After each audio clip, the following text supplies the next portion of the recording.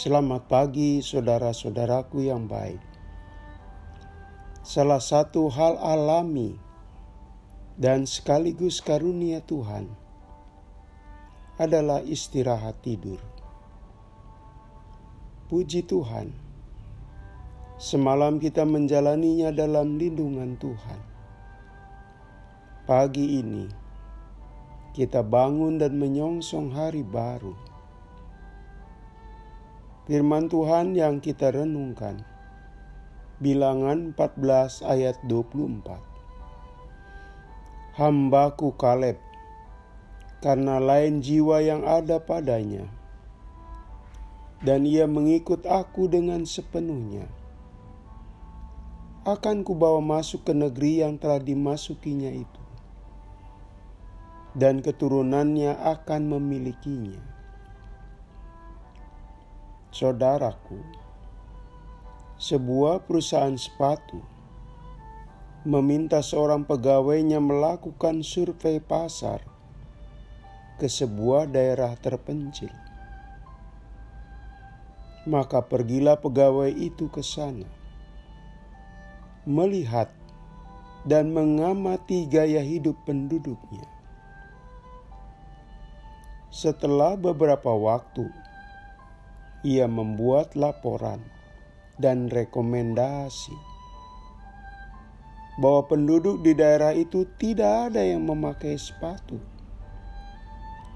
Perusahaan disarankan tidak memasarkan sepatu di sana. Percuma, tidak akan ada yang beli. Beberapa waktu kemudian, perusahaan itu mengirim kembali pegawainya yang lain ke daerah yang sama. Tugasnya sama. Setelah survei, ia membuat laporan dan rekomendasi yang harus dilakukan perusahaan. Dilaporkan, tidak ada penduduk yang pakai sepatu.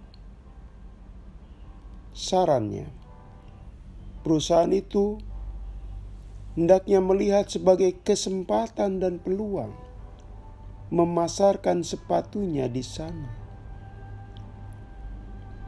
Saudaraku, dari realitas yang sama bisa lahir cara pandang berbeda dan berlanjut pada tindakan yang kelak berbeda pula. Yang satu pesimis, melihat realitas sebagai kondisi yang sulit. Sedangkan yang satu lagi, realitas dilihat sebagai peluang. Musa mengutus beberapa pengintai untuk mencari tahu seperti apakah negeri perjanjian itu.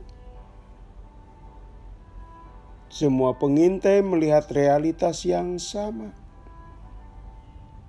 Namun, setelah 40 hari menunaikan tugas, laporan dan rekomendasi terjadi perbedaan. Terdapat dua grup yang berbeda. Kaleb melihat negeri itu adalah negeri yang subur dan berlimpah susu dan madu. Ia menyatakan, memang negeri itu ada penghuninya yang kuat, tapi ia meyakini umat Israel bisa mengatasinya.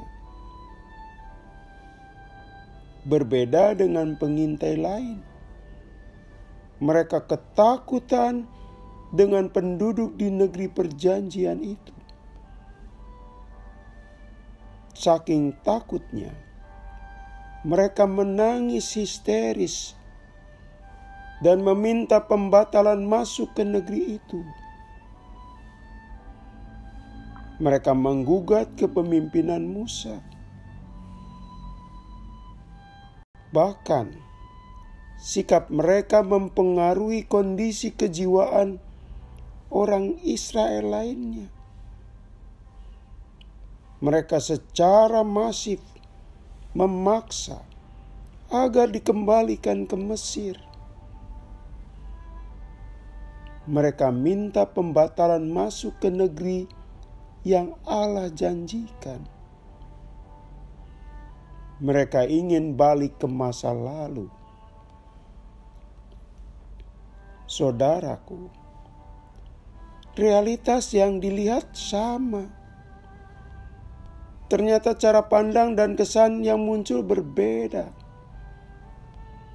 Hanya Kaleb dari pengintai itu memberi semangat untuk meneruskan memasuki negeri perjanjian. Dan hanya dia yang percaya bahwa umat Israel akan berhasil. Sikap Kaleb inilah, saudaraku, yang menjadi pijakan bagi Musa dan Harun memutuskan melanjutkan perjalanan. Kemudian terbukti itu pilihan terbaik. Allah membimbing mereka berhasil. Dan yang menarik, bahwa Kaleb dan keturunannya menempati daerah subur. Hal itu merupakan anugerah Allah atas sikapnya, saudara-saudara. Saudaraku, sikap Kaleb ini bisa kita katakan sikap yang optimis. Sikap yang optimis bukan sikap yang mengabaikan kesulitan. Tidak. Tapi sadar bahwa ada kekuatan lebih besar yang bisa mengatasi kesulitan itu. Bagi Kaleb, landasan kekuatan itu adalah Allah, saudaraku. Kita sadar realitas hidup kita beraneka rupa. Kesulitan dan kemudahan, kelimpahan, kekurangan, kesedihan, kegembiraan. Kita bisa memaknainya ikut ditentukan sikap kita. Belajar dari Kaleb, dia optimis dengan bertumpu pada Allah. Ia tidak mengabaikan kesulitan di depan mata. Tapi kesulitan itu di mata Kaleb tidak lebih besar dari bimbingan dan pertolongan Tuhan. Apa hasilnya dari sikap demikian? Apa buah-buahnya, saudaraku? Janji Allah sejak Abraham tergenapi. Bangsa itu akhirnya masuk dan tinggal di negeri yang dijanjikan Allah. Dan secara pribadi, hidup Kaleb dan keturunannya memetik buahnya. Hidup sejahtera dan berkecukupan. Mari kita menghadapi realitas dengan sikap optimisme di dalam Tuhan. Kita berdoa, Tuhan, dalam situasi apapun, jika kami berjalan dengan Engkau, kami melangkah dengan semangat, optimis tanpa jatuh ke situasi gentar dan takut. Dalam nama Tuhan Yesus, kami menaikkan doa ini. Amin. Selamat pagi, saudaraku. Selamat memasuki hari baru. Masih bersama Pendeta Supriyatno. Tuhan memberkati.